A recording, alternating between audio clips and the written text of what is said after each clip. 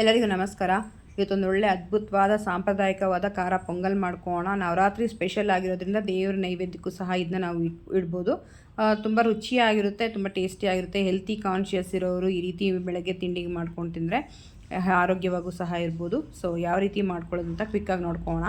ಮೊದಲಿಗೆ ಒಂದು ಕುಕ್ಕರ್ ತೊಗೊಂಡಿದ್ದೀನಿ. ಕುಕ್ಕರ್ಗೆ 1 ಕಪ್ ಮೆಷರ್ಮೆಂಟು ಹೆಸರುಬೇಳೆ ತೊಗೊಳ್ತಾ ಇದ್ದೀನಿ. ಅದಕ್ಕೆ 2 ಸ್ಪೂನಷ್ಟು ತುಪ್ಪ ಹಾಕಿ ಇದನ್ನ ನಾವು ತುಪ್ಪದಲ್ಲಿ ಹುರ್ಕೊಳ್ಬೇಕಾಗುತ್ತೆ. ತುಪ್ಪ ಇಷ್ಟ ಇಲ್ಲದೆ ಇರೋರು ಬೆಣ್ಣೆ ಅಥವಾ ಎಣ್ಣೆನೂ ಸಹ ಯೂಸ್ ಮಾಡ್ಕೊಳ್ಬೋದು. ಸೊ ನನಗೆ ತುಪ್ಪ ಅಂದರೆ ಎಸ್ಪೆಷಲಿ ಇಷ್ಟ ಆಗುತ್ತೆ. ಸೊ ತುಪ್ಪ 1-2 ಸ್ಪೂನಷ್ಟು ಹಾಕಿ ಹುರ್ಕೊಳ್ತಾ ಇದ್ದೀನಿ. ಇದು ನೀಟಾಗಿ ಒಂದು ನಿಮಿಷ ಹುರ್ಕೊಂಡ್ರೆ ಸಾಕಾಗುತ್ತೆ. ಇದಕ್ಕೆ 1 ಕಪ್ಪು ನಾವು ಹೆಸರುಬೇಳೆ ತೊಗೊಂಡ್ರೆ 6 ಕಪ್ಪು ನೀರಷ್ಟು ಹಾಕಬೇಕಾಗುತ್ತೆ. ಅಂದರೆ 1 ಕಪ್ಪು ಹೆಸರುಬೇಳೆ 1 ಕಪ್ಪು ಅಕ್ಕಿ ಹಾಕಿರ್ತೀವಿ. ಅದಕ್ಕೆ 6 ಕಪ್ ಅಂದರೆ 1 ಕಪ್ಗೆ 3 ಕಪ್ ಮೆಷರ್ಮೆಂಟಲ್ಲಿ ನೀರನ್ನ ನಾವಿಲ್ಲಿ ಹಾಕ್ಕೊಳ್ಬೇಕಾಗುತ್ತೆ. 1 ಕಪ್ ಹೆಸರುಬೇಳೆಗೆ 1 ಕಪ್ಪು ಅಕ್ಕಿ ಹಾಕ್ಕೊಳ್ಳಿ, ಆವಾಗ ಕರೆಕ್ಟಾಗಿ ಬರುತ್ತೆ ಹದ ಅನ್ನೋದು. ನೋಡಿ, 1 ಕಪ್ಪು ಹೆಸರುಬೇಳೆ 1 ಕಪ್ ಅಕ್ಕಿ ಮತ್ತು 6 ಲೋಟ 6 ಕಪ್ಪಷ್ಟು ನೀರು ಹಾಕ್ಕೊಂಡಿದ್ದೀನಿ. ಸೊ ಇದು ಪರ್ಫೆಕ್ಟ್ ಆದ ಕನ್ಸಿಸ್ಟೆನ್ಸಿ ಇರುತ್ತೆ. ಸೊ ಕಲರ್ಗೆ ಸ್ವಲ್ಪ ಅರಿಶಿನ ಹಾಕ್ಕೊಳ್ಳಿ, 1 ಚಿಟಿಕೆಯಷ್ಟು. ರುಚಿಗೆ ತಕ್ಕಷ್ಟು ಉಪ್ಪು ಸಹ ಸೇರಿಸಿ 1-2 ವಿಜಿಲ್ ಇಟ್ಕೊಂಡ್ರೆ ಸಾಕು. ಪರ್ಫೆಕ್ಟಾಗಿ ಇದು ಬೆಂದ್ಬಿಡುತ್ತೆ.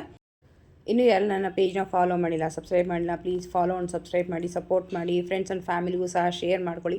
ಸೇವ್ ಮಾಡಿ ಇಟ್ಕೊಂಡ್ರೆ ತಕ್ಷಣಕ್ಕೆ ನೋಡಿ ವಿಡಿಯೋ ಮಾಡ್ಕೊಳ್ಬೋದು. ಇದೇ ರೀತಿ ತುಂಬ ಪರ್ಫೆಕ್ಟಾಗಿ ಮದುವೆ ಮನೆಗಳಲ್ಲಿ ಯಾವ ರೀತಿ ಮಾಡ್ತಾರೋ ಅದೇ ರೀತಿ ಬರುತ್ತೆ. ತುಂಬ ಟೇಸ್ಟಿಯಾಗಿರುತ್ತೆ. ಖಂಡಿತ ಒಮ್ಮೆ ಟ್ರೈ ಮಾಡಿ. ಪ್ಯಾನ್ ತೊಗೊಂಡಿದ್ದೀನಿ. ಮೊದಲಿಗೆ ಒಂದು ಪ್ಯಾನ್ಗೆ 1-2-3 ಸ್ಪೂನಷ್ಟು ತುಪ್ಪ ಹಾಕೋಣ. ತುಪ್ಪ ಇಷ್ಟ ಇಲ್ಲದೆ ಇರೋರು ಮತ್ತೆ ಹೇಳ್ತಾ ಇದ್ದೀನಿ, ಎಣ್ಣೆನೂ ಸಹ ಬಳಸ್ಕೊಳ್ಬೋದು. ಸೊ ತುಪ್ಪ ನಾನು ಹಾಕ್ಕೊಳ್ತಾ ಇದ್ದೀನಿ. 1-2-3 ಸ್ಪೂನಷ್ಟು ಹಾಕಿ ಇದನ್ನ ಸ್ವಲ್ಪ ಬಿಸಿ ಆಗೋದಕ್ಕೆ ಇಡಬೇಕು. ಈಗ ಬಿಸಿ ಆದಮೇಲೆ ಅರ್ಧ ಟೇಬಲ್ ಸ್ಪೂನಷ್ಟು ಸಾಸಿವೆ ಹಾಕೋಣ. ಸಾಸಿವೆ ಯಾವಾಗಲೂ ಚೆನ್ನಾಗಿ ಸಿಡಿಬೇಕು, ಆವಾಗಲೇ ಟೇಸ್ಟ್ ಮಾತ್ರ ಚೆನ್ನಾಗಿರೋದು. ಸೊ ಖಂಡಿತವಾಗ್ಲೂ ತಕ್ಷಣಕ್ಕೆ ಏನೂ ಹಾಕ್ಕೊಳಕ್ಕೆ ಹೋಗಬೇಡಿ. ಸಾಸಿವೆ ಚೆನ್ನಾಗಿ ಸಿಡಿಲಿ. ಸಿಡಿದಾದ್ಮೇಲೆ 1 ಟೇಬಲ್ ಸ್ಪೂನಷ್ಟು ಜೀರಿಗೆ ಹಾಕ್ಕೋಣ. ಜೀರಿಗೆ ಹಾಕಿ ಅದನ್ನು ಚೆನ್ನಾಗಿ ಫ್ರೈ ಮಾಡ್ಕೊಳ್ಬೇಕಾಗುತ್ತೆ. ಚೆನ್ನಾಗಿ ಸಿಡಿದ್ರೆ ತುಂಬ ಟೇಸ್ಟ್ ಚೆನ್ನಾಗಿ ಕೊಡುತ್ತೆ. ಸೊ ಜೀರಿಗೆ ಮತ್ತು ಸಾಸಿವೆ ಚೆನ್ನಾಗಿ ಸಿಡಿಲಿ.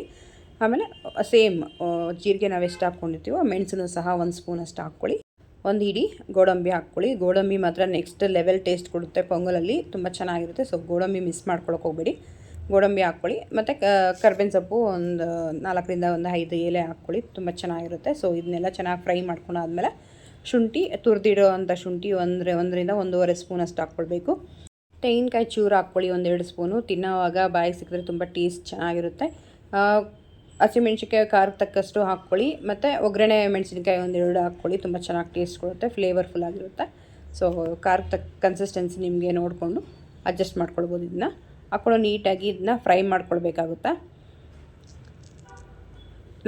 ನಾವು ಬೇಯಿಸಿಟ್ಕೊಂಡಿದ್ದೀವಿ ಅಕ್ಕಿ ಮತ್ತು ಹೆಸರುಬೇಳೆ, ಅದು ತುಂಬ ಚೆನ್ನಾಗಿ ಬೆಂದಿರುತ್ತೆ. ಸೊ ಅದನ್ನು ಸಹ ಇಲ್ಲಿ ಆ್ಯಡ್ ಮಾಡ್ಕೊಳ್ಳೋಣ. ನೋಡಿ, ಪರ್ಫೆಕ್ಟಾಗಿ ಬೆಂದಿದೆ. 2 ವಿಸಿಲ್ಗೆ ಈ ರೀತಿ ಬೆಂದ್ಬಿಡುತ್ತೆ.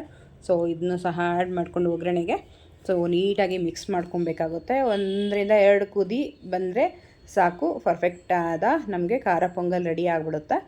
ತುಂಬ ಟೇಸ್ಟಿಯಾಗಿರುತ್ತೆ. ಖಂಡಿತ ಈ ಪ್ರೊಸೆಸ್ಸಲ್ಲಿ ಒಮ್ಮೆ ಟ್ರೈ ಮಾಡಿ, ಹೇಗಾಗಿದೆ ಅಂತ ಕಮೆಂಟ್ ಮಾಡಿ. ಲಾಸ್ಟ್ ಟಚ್ ಈಗ ಕೊತ್ತಂಬರಿ ಸೊಪ್ಪು ಸೇರಿಸ್ಕೊಳ್ಳಿ.